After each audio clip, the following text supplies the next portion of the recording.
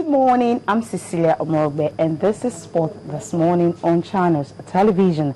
Coming up on the program, Sweden and, of course, Mexico. Remember, they were actually in the group of Nigeria. Both of them have secured qualification for the last 8 of the FIFA Under-17 World Cup. Of course, Nigeria will be playing Iran today to get a chance of making it to the last 8 for the Golden Eaglet. Remember, they've actually scored over 14 goals in this tournament. They were able to equal the numbers of goals they scored in 1993 when they went on to win it for the second time. This might just give them also that boost to win it for a record 4th time. They've won it 3 times already, equaling Brazil. Should they get to win it, they will become the most successful team in the history of the FIFA Under-17 World Cup. Of course, the Super Eagles, the home-based teams, failed to fly against Jordan yesterday in the international friendly. It ended in favor of the Jordanian national team. These and many more. Of course, we'll be talking about Kano, that's kayaking. The Nigerian team actually went to Kenya, Nairobi last week. And, of course, they came back with about 6 gold medals. Well, we're hoping that they should be able to replicate this at Olympic stage, which is really, really more important for the team. These and many more after this match between Nigeria and Jordan.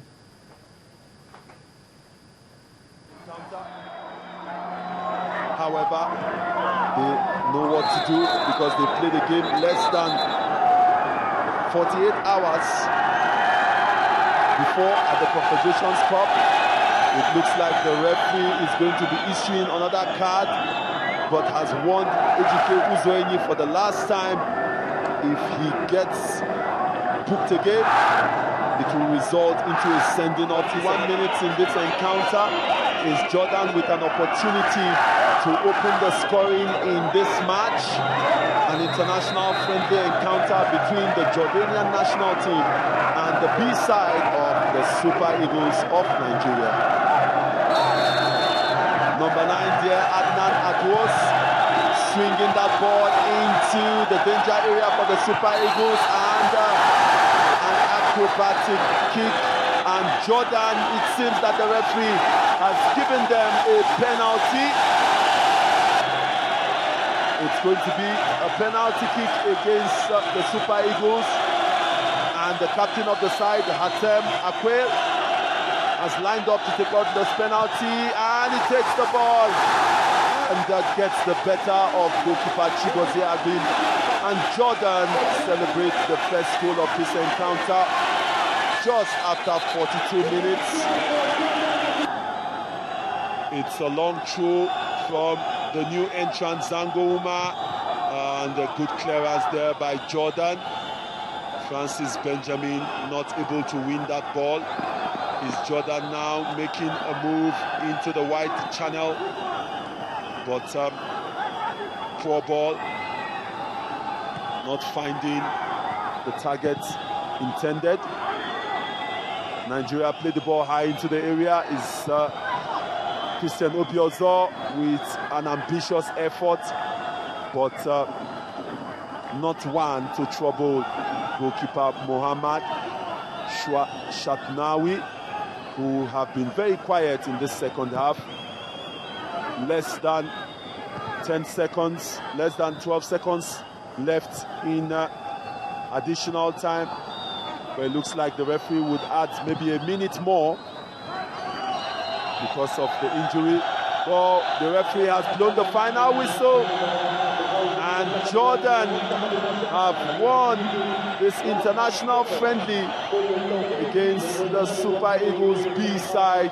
The team is actually their first international friendly, all of them home-based, playing Jordan, because Jordan was able to record that victory over Nigeria. This will actually serve as preparations for the African Nations qualifiers taking place in South Africa in January. Remember, Stephen Keshi won the Nations Cup there, because since this is for African players alone, not international players or any player playing outside the shores of Africa, but those that are based in Africa. Good morning. Of course, Tayo Salam is here with me. Tayo, good morning. Morning, Cecilia. Like you said, it wasn't such a good start for the home-based Eagles yesterday. Definitely. But in this kind of games, you have to understand that it's not winning that matters. It's good to see the boys actually playing friendlies, meaning they're getting ready for the CHAN 2014 in South Africa. But one thing I noticed yesterday was we need to understand as well that the Jordan team they played is the full national team. Of course. Yeah, you know, and they're preparing to face Uruguay, so they need a match more. Exactly, and they came out a much more better team yesterday, and it wasn't really a surprise. The 1-0 defeat, not the ideal way to start your preparations, but it's still good enough, and we just look forward to seeing how these guys continue ahead of CHAN 2014. Then one more thing again about Sunday Umba hasn't played too many games. It was awesome yesterday. It is awesome what he does, like, because if you consider the fact that he hasn't played much this season, and he was able to play fairly above average yesterday, and I was really impressed with Umba, and it's just a shame what is happening to him. He hasn't been managed properly at all. One of those players I thought would have gone places by now after the Nations Cup in South Africa, but his career stalled. It's really stalled.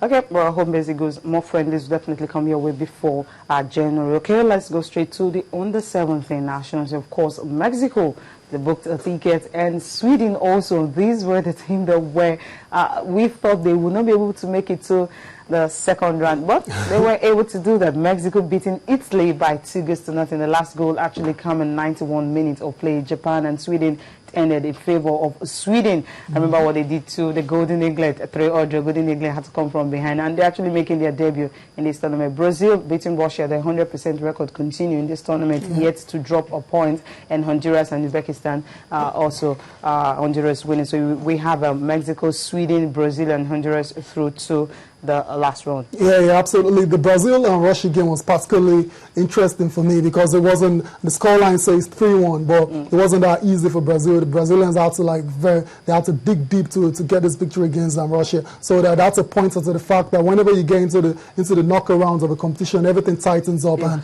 we will see that against Iran later today. Okay, all right. Let's just get to seeing how that match went. That's the game between Mexico and Italy. Let's just enjoy okay, we really can bring that match right now. But maybe before the programs end, we should be able to bring the highlights of the game between Mexico and Italy, how Mexico, they were able to secure that victory over the Italians. Okay, still on the FIFA on the 17th World Cup, the matches slated for today. You have Morocco and Ivory Coast. Well, Africans, of course, meeting in the second round of the fixture. You have Uruguay and Slovakia, Argentina and Tunisia, of course, Nigeria and Iran. Nigeria-Iran will be playing 5 p.m. Nigerian time, and of course, according to the coach, it said they were actually practicing some penalties because you really can't tell what will happen in a game. They have to perfect all strategies to ensure that when it comes, they should be able to beat Iran just like what they did to Iraq. Oh, really? I actually don't think that's going to happen. It's going to be a tough one. Yeah, it's going to be a tougher test compared to the Iraq game because, like we said before, the Iraq game, the Iraqis don't really have any kind of pedigree when it comes to age grade competition. But when you're talking about the Iran under 17 team, they're a very good side, and they have some sort of pedigree in this under 17 World Cup. They've been twice already to this, and they were in Trinidad and Tobago in 2001 and Nigeria 2009. So we should expect a tougher test from Iran. There's no doubt about that. And like we've seen in yesterday's results, a lot of these games were very close calls. Like there was really no team that blew one out of the water. And the Nigerians, I'm sure Manu Garba is a very experienced under 17 manager, youth team manager. I'm sure he's going to set his boys right when it comes, tactically for this kind of match. Yeah, definitely it will set them right. And for Mexico, one funny thing is that they've gotten a gift in the last round. In the next round, they will be playing Brazil in the next round. I don't know if this will be the end of the road for them. So their victory against the Italian supplements in the quarterfinals, they will be facing Brazil in the quarterfinals. Yeah, that'll be very tight one. I've actually tipped Brazil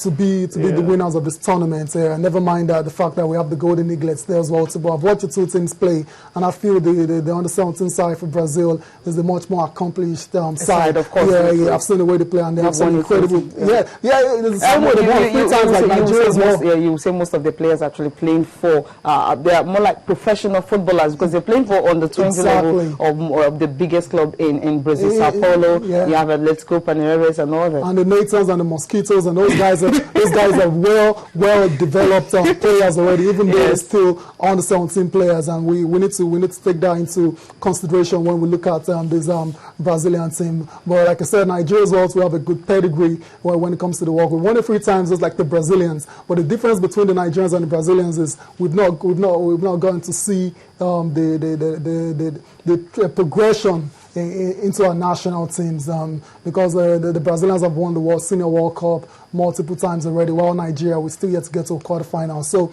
like I always say, in this kind of competitions, really, I really don't care if we win as long as we develop our players well enough. Okay.